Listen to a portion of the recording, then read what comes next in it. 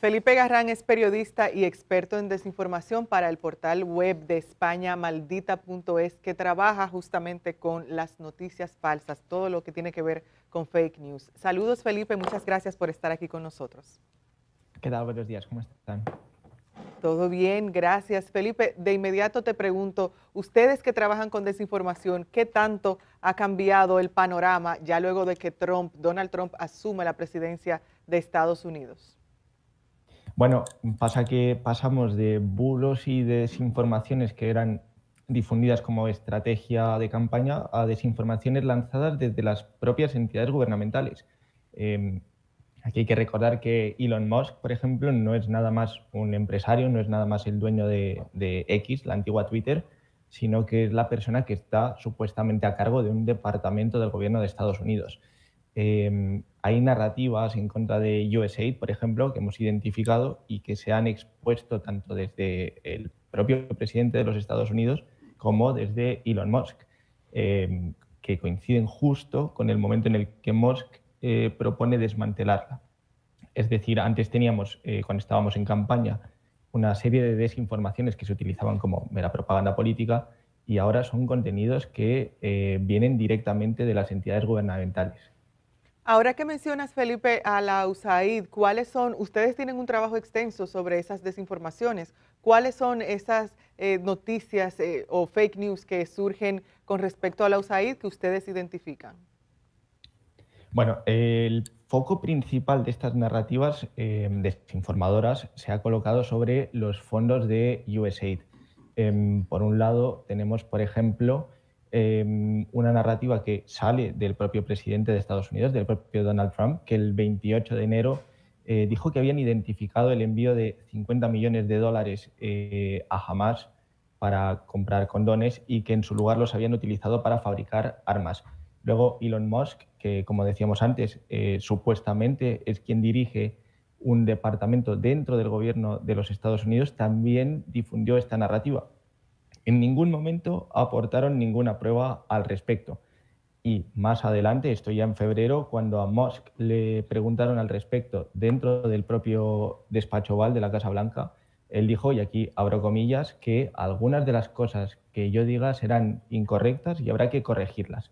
Eso por un lado. Por otro lado, también tenemos desinformaciones sobre, por ejemplo, actores de Hollywood que supuestamente fueron financiados por USAID para hacer visitas a Ucrania, para mediatizarlas, ¿no? Hemos identificado aquí, por ejemplo, los nombres de Angelina Jolie, de Orlando Bloom, de Ben Stiller, que aparecen en estos contenidos en los que dicen que eso, que USAID habría pagado sus visitas a Ucrania con el fin de mediatizarlas. Cosa que me parece que posteriormente fue desmentida. Felipe Garrán, gracias por estar con nosotros esta mañana. Quería preguntarte, yo creo que es muy curioso lo de afirmar que se iban a comprar 50 millones de dólares en preservativos, una idea muy creativa. Y al final ese desmonte, el desmonte de ese bulo, que lo lanza el propio presidente de los Estados Unidos, correspondió a la prensa estadounidense. ¿Qué te parece el papel de la prensa en la verificación de los datos, aún salga del presidente estadounidense? Bueno, hay que decir que en ese caso en concreto es que además fue una pregunta bastante directa. Se le preguntó a Elon Musk en compañía de Donald Trump, porque estaban los dos presentes en ese momento, eh, sobre ese hecho en concreto, básicamente porque ninguno de los dos había presentado ninguna prueba que respaldase esa afirmación. Y directamente la respuesta a esa pregunta fue que habrá cosas que yo diré, esto en el caso de Musk, que tendrán que ser corregidas. Al final, pues es eso, es el momento en el que ya no son contenidos que salen directamente de forma unilateral de alguno de estos dos personajes, sino que vienen como respuesta a una pregunta de la prensa que hemos llegado a, por ejemplo, que efectivamente no hay pruebas para suponer que el dinero de USAID en este caso se utilizó con ese fin.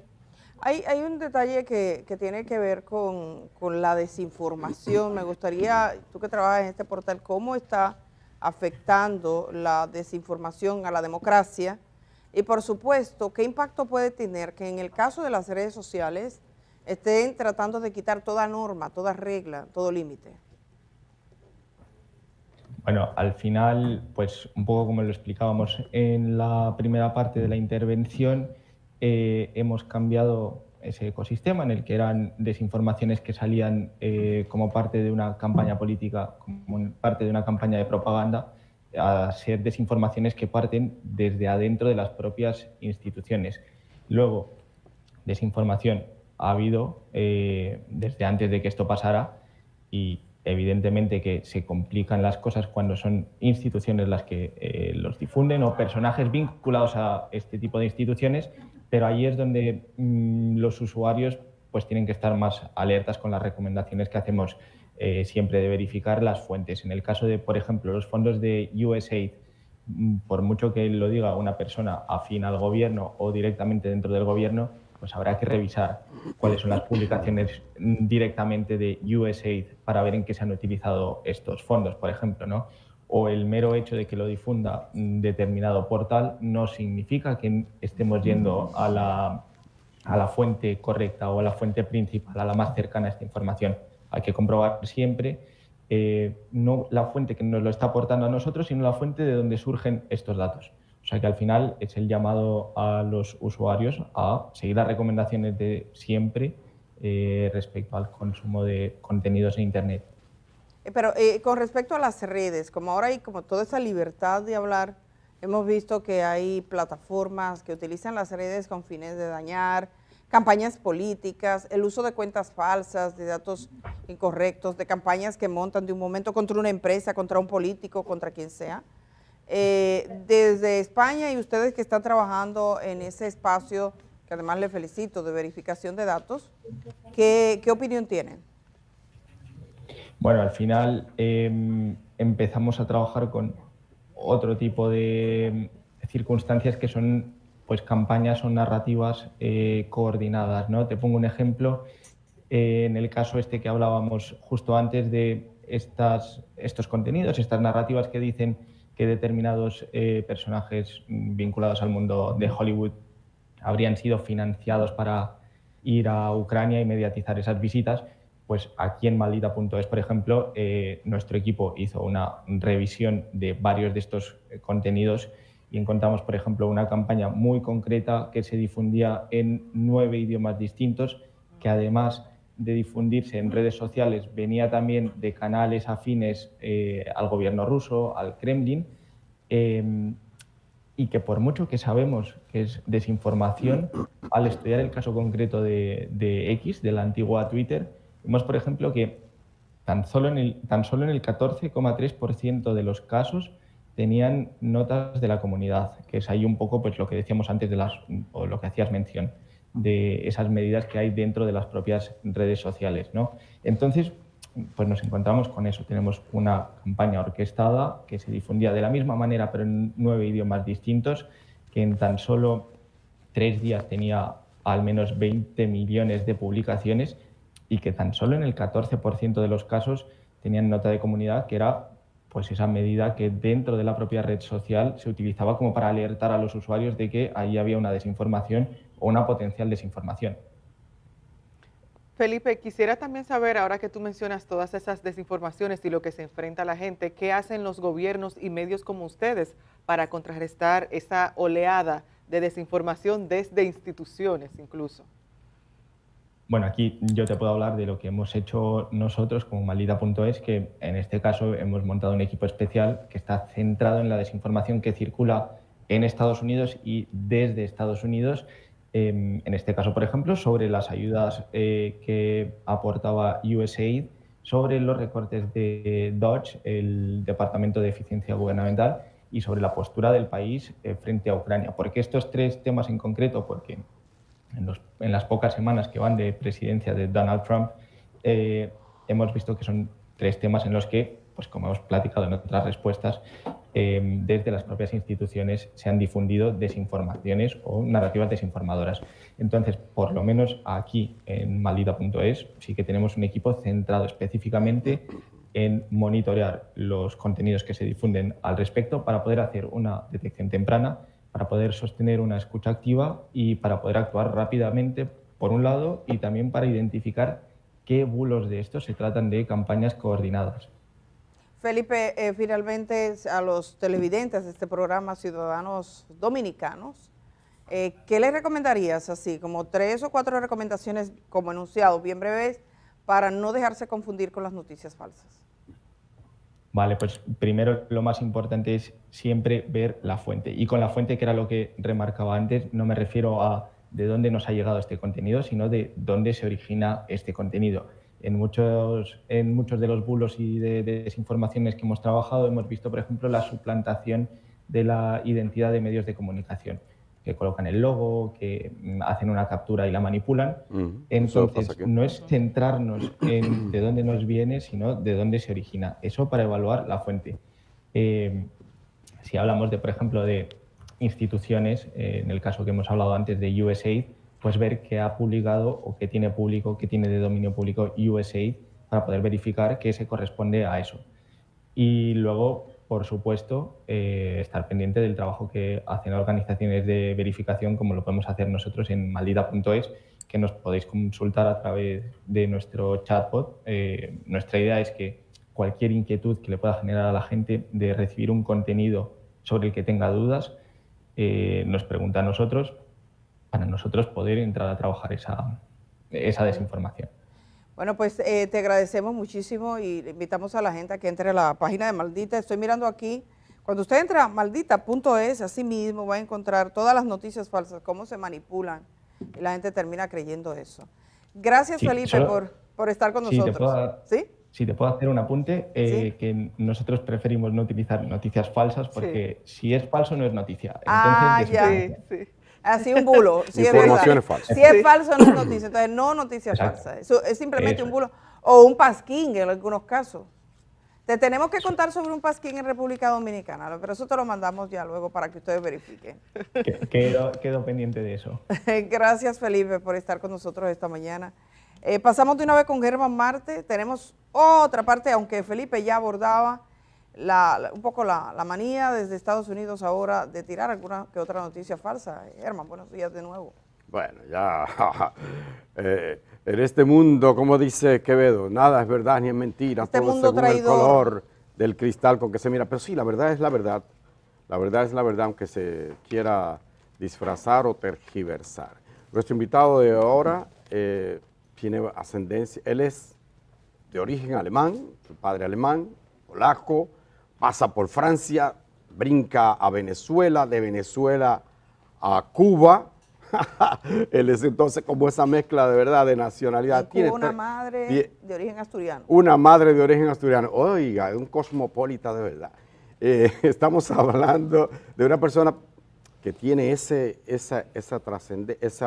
ascendencia, vamos a decirlo así, esa historia, parte de su biografía, pero lleva 30 años, y eso él lo recalca con tanto orgullo, 30 años comiendo plátano, 30 años residiendo en República Dominicana con su esposa que le acompaña, tiene 2 nietos en Estados Unidos y 2 nietos dominicanos, me lo recuerda siempre, como quien dice, mira, yo... Así es que nos da mucho gusto recibir, él es experto en geopolítica, es graduado de Economía a la Universidad de La Habana, en fin, es una persona, profesor del Instituto de Defensa, del Instituto del Ministerio de Defensa, profesor de Geopolítica. Por eso nos acompaña hoy, porque nos ayudará a entender qué pasó en Alemania. Acaba de ganar un partido conservador, la Democracia Cristiana. Friedrich Merz, no sé si lo he pronunciado bien, acaba de alzarse con una mayoría, pero la ultraderecha, oiga bien, este conservador, y hay más a la derecha de él, se alza como el partido más grande de la oposición. Así que bienvenido, doctor Eduardo Klinger, con nosotros. Muchas gracias, Marte. Resumí su biografía ahí rápido. No, realmente con ese árbol genealógico tenía que dedicarme al internacionalismo. Sí, obligado. Me viene prácticamente en sangre. Muy bien. Sí, para mí es un placer estar nuevamente aquí con ustedes. Permítame hacer un comentario sobre la entrevista que acaban de hacer. El de Maldita señaló una cosa sumamente importante, las fuentes. Yo he impartido varias veces un diplomado sobre análisis de la información, desde mucho antes que surgieran estos temas de las noticias falsas, Y él señalaba la importancia de la fuente, porque las fuentes pueden ser blancas, grises o negras. Por eso es importante tenerla presente para saber la confiabilidad de lo que uno va a decir o escribir. Para mí eso es vital. Sí, efectivamente, el mundo sigue transformándose y nada más y nada menos que en Alemania se ha producido una elección donde no solamente es que un conservador, muy conservador, ha ganado las elecciones, ahora tiene la tarea de ver si puede formar gobierno, ya que el sistema alemán es el sistema Westminster, donde forma gobierno el partido que tiene mayoría de acuerdo con si logra una mayoría que le dé respaldo en el Parlamento.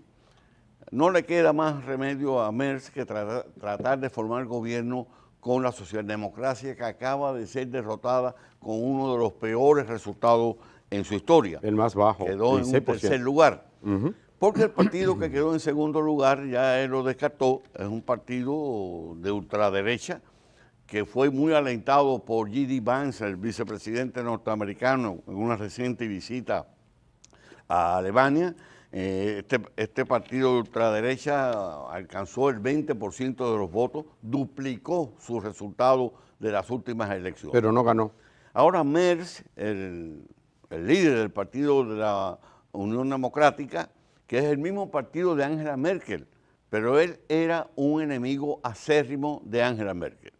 La descripción, el perfil que dan en Alemania es que él es un individuo que cae mal, que es muy conservador, tanto en lo social como en lo político. Es más partidario de la economía liberal. En Alemania, que está atravesando una crisis tremenda porque apelaron a un sistema boomerang de sanciones contra Rusia. ¿Por qué boomerang? Porque las peores consecuencias las están sufriendo precisamente los europeos. Ahora mismo acaban de aprobar el 16 paquetes de sanciones contra Rusia. Es importante destacarlo. 16 paquetes de sanciones muy duras y sin embargo Rusia está en mejor situación económica que la mayoría, si no todos, de los países europeos. Un primer desafío que tiene Merz al formar gobierno, que pretende formar gobierno de inmediato, es el tema de Ucrania y las relaciones con Trump. Trump desde su primer mandato mostró una seria tendencia antieuropea, que es una tendencia antieuropea histórica en Estados Unidos, han habido siempre tendencia, pero además que se acrecienta porque el presidente Biden, desde que llegó al poder y cada vez que podía decía, Estados Unidos está de regreso, señalando que Trump en su gobierno anterior se había alejado de Europa. Y eso lo aplaudieron los europeos siempre. Y esto, pues, lógicamente, lastimó bastante el ego de Trump, que tiene una tendencia a rencor, y esto no se lo ha perdonado a los europeos. El tema fundamental en estos momentos es Ucrania. No quepa la más mínima duda de que Trump va a seguir dándole la espalda a Europa y va a seguir avanzando en su estrategia personal de estrechar vínculos con Rusia y aislar a Ucrania. Doctor Eduardo Klinger, Sí. Permítame una interrupción. Antes de salir de la frontera alemana, el líder democristiano, estoy leyendo a BBC, ha prometido bajar los impuestos, oigan esto, bajar los impuestos y recortar el gasto social. Yo no comprendo entonces cómo la sociedad dice, mira, voy a gastar menos en salud, voy a gastar menos en el bienestar social, como le llaman, en las pensiones, etcétera, etcétera, etcétera. ¿Cómo la gente pudo haber votado entonces? Bueno, es que realmente lo mismo ocurre con Trump. ¿Cómo Trump pudo lograr una votación tan absolutamente mayoritaria, no solamente en número de votos, sino en dominio del Congreso, tanto en la Cámara como en el Senado? Esa misma votación muy parecida se ha producido en Alemania. Pero ¿qué ocurre? Que Alemania está atravesando una crisis, lleva 2 años en recesión, y esto es una carga que siempre se paga muy, muy dura en una elección. La propuesta que siempre ha sido la propuesta republicana y asumió también ahora el demócrata cristiano, es que si usted baja los impuestos, las empresas tienen más recursos y van a invertir más. Algo que en la práctica nunca se ha demostrado que efectivamente a largo plazo sea así y que tenga un impacto importante en la economía.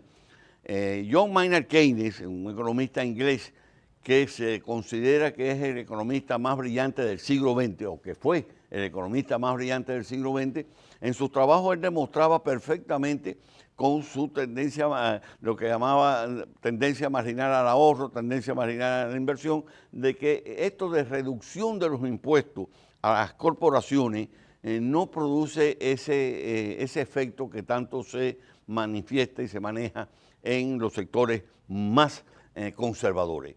Eso está pasando en Alemania. Evidentemente, quizás se pueda producir de momento una reactivación de la economía, pero a mediano y largo plazo eso se demuestra que no es lo que funciona. Es una realidad. Y otro puntito antes de pasar para Ucrania, que yo sé que usted tiene una observación al respecto. J.D. Vance, el vicepresidente de Estados Unidos, estuvo en el foro de Múnich, ¿verdad? Y habló abiertamente a favor de, ¿cómo se pronuncia la señora esta? La ultraderechista. Habló a favor de la alternativa para Alemania, la AfD, que es un partido de ultraderecha. Quedó de segundo, subió, duplicó su porcentaje histórico, pero no ganó. ¿Qué significa esto en relación a la propuesta, a la apuesta de Donald Trump o J.D. Vance o de Estados Unidos respecto a la ultraderecha en Europa? Bueno, esto ha preocupado a todos los países europeos, porque se repite el fenómeno francés. También la ultraderecha en Francia, encabezada o representada por María Le Pen, tuvo un resultado muy importante en las últimas elecciones, que incluso se especuló si Macron podría sobrevivir a ese resultado. Ahora se produce también en Alemania y esto lógicamente está preocupando mucho al resto de los países europeos, porque hay una evidente reanimación de la ultraderecha europea. No hay la más mínima duda, que también se manifiesta en algunas regiones, como en América Latina con la presencia de Javier Milei en Argentina. Así es. Bueno, entonces Ucrania, ¿qué va a pasar? Bueno, han negociado sobre Ucrania sin Ucrania. Sin Ucrania. Esto en buena medida la responsabilidad la tiene el propio Zelensky. Zelensky ha demostrado una torpeza política muy grande. Por ejemplo, Zelensky planteó expulsar a Rusia de Naciones Unidas. Él parece que no sabe que para expulsar a un país Rusia puede vetarlo. Tiene que ser aprobado por el Consejo de Seguridad. Y el Consejo de Seguridad está Rusia y tiene poder de veto. Sí. Después planteó entrar a la OTAN y lo sigue planteando. Pero la OTAN tiene en su capítulo 5 un estatuto muy claro que ningún país que para ingresar a la OTAN puede tener conflicto con otro país, porque eso significaría la guerra para la OTAN. La OTAN tendría que intervenir en la guerra. Ahora, cuando ya le han ratificado una y otra vez que no va a entrar a la OTAN, inclusive el sábado Jeffrey Sachs, un famoso economista norteamericano, en un discurso ante el Parlamento Europeo, decía que Jack Sullivan, el que fue asesor de seguridad nacional de la Casa Blanca con el gobierno Biden, le dijo en una ocasión que nunca había estado en el tapete el ingreso de Ucrania a la OTAN. Ahora Zelensky está exigiendo crear una OTAN en Ucrania, lo cual significa que los demás países envíen tropas a Ucrania. El problema es que Ucrania Zelensky aceptó hacer la guerra que le interesaba a Europa y ahora quiere que Europa le continúe su guerra. Porque hay una cuestión, y esto puede ser insólito que se diga, pero es la realidad, que Trump tiene la verdad cuando dice que la guerra fue provocada y que la guerra no podía haberse iniciado. Ustedes pueden buscar en internet las declaraciones de Angela Merkel, que dijo que los acuerdos de Minsk, que era lo que Putin exigía que se aplicaran, fueron aprobados y firmados no para aplicarse, sino para darle tiempo a Ucrania a armarse. Inmediatamente después que Angela Merkel dijo eso, el que fue presidente francés en aquel momento, que también firmó, François Hollande, lo confirmó que fue así. Pero además que tenga duda que vaya a las memorias de Merkel que acaba de publicar, donde lo dice con toda claridad. De todas maneras, doctor, finalmente, con los pronunciamientos de Emmanuel Macron, presidente de Francia, que dice que Europa debe continuar, que debe asumir, apoyar, que debe seguir apoyando a Ucrania, ¿podrá Europa, sin Estados Unidos, sin el apoyo militar, económico y logístico de Estados Unidos, podría continuar, prolongar esa guerra o ya se finí, se acabó esta guerra en Ucrania? Mira, eso se acabó, esa bravuconería europea, porque Macron dice eso, pero va en las próximas horas, va a la Casa Blanca y ha dicho explícitamente que va a plantearle a Estados Unidos que le dé protección, que le garantice protección al desplazamiento, al despliegue de tropas de Francia y otros países en Ucrania. Porque saben que sin la protección de Estados Unidos, ellos no se van a atrever a enfrentarse directamente a Rusia. Bueno, recordemos además, Marte, permíteme, de que Zelensky cuando comenzó la guerra, hace exactamente 3 años, empezó a negociar de inmediato con Rusia para parar la guerra. Lo único que exigía era garantías de seguridad, algo muy lógico y racional. Pero Boris Johnson, desde el premierato de Inglaterra, y Anthony Blinken, secretario de Estado en aquel momento de Estados Unidos, le pidieron que no negociara, porque el objetivo era, la esperanza era derrotar a Rusia y desmembrar a Rusia. En Rusia hay 24 repúblicas, que no todas son viables, pero hay algunas. Por ejemplo, Yakutia es la república más grande, quizás nadie la haya oído mencionar, pero tiene más de 3 millones de kilómetros cuadrados. Escasa población de 400.000 habitantes porque está en la región de la Siberia. Pero hay varias repúblicas en Rusia que podrían independizarse con un esfuerzo externo y fragmentar a Rusia y neutralizarla, como también la aspiración de fragmentar a China. China tiene también 5 regiones autónomas, 2 regiones autónomas especiales que son Hong Kong y Macao, la reclamación de Taiwán, que más temprano que tarde se va a tener que unir. Ese es el escenario que tenemos en el mundo en estos momentos. Difícil, con el caso de Rusia, 17 millones de kilómetros cuadrados, por eso se dice, la agencia dice Rusia, pero es la Federación Rusa, por lo que usted dice. Exactamente, Federación Rusa. Doctor Eduardo Klinger, como siempre, esta cátedra de geopolítica nos es muy útil, aprendemos bastante con usted y creo que debe seguir acompañándonos varios lunes más para un poco entender esto que o lo que está pasando en el mundo, especialmente en Europa. Gracias, doctor Eduardo Klinger, economista, experto en geopolítica, por estar este lunes con nosotros. No, gracias a ustedes por darme este espacio. Gracias. Muchas gracias. Nosotros haremos una brevísima pausa y luego de ella estaremos aquí con el consultor jurídico del Poder Ejecutivo. No se lo pierdan, doctor Peralta.